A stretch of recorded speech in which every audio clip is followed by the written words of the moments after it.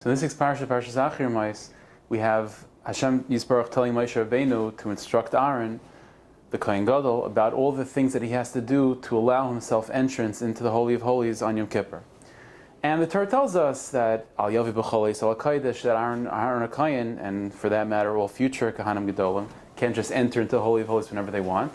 Rather, B'Zais Yavi Aaron Al HaKodesh, with this, Aaron is able to gain entrance into the Holy of Holies. What is this?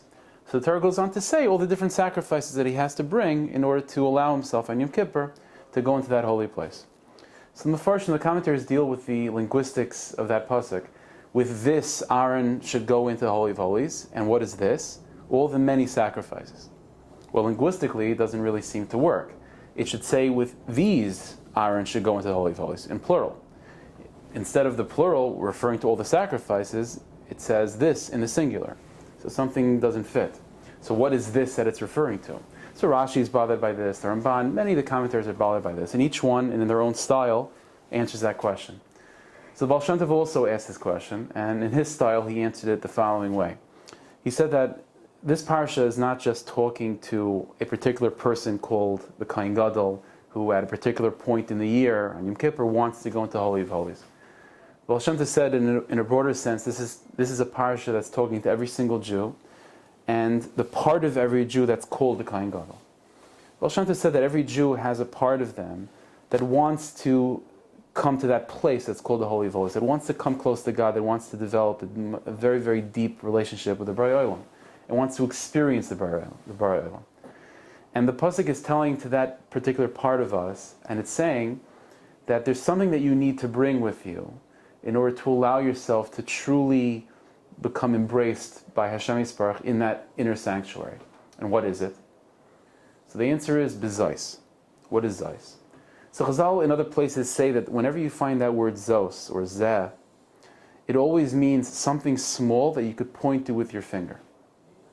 So what does it mean in this context?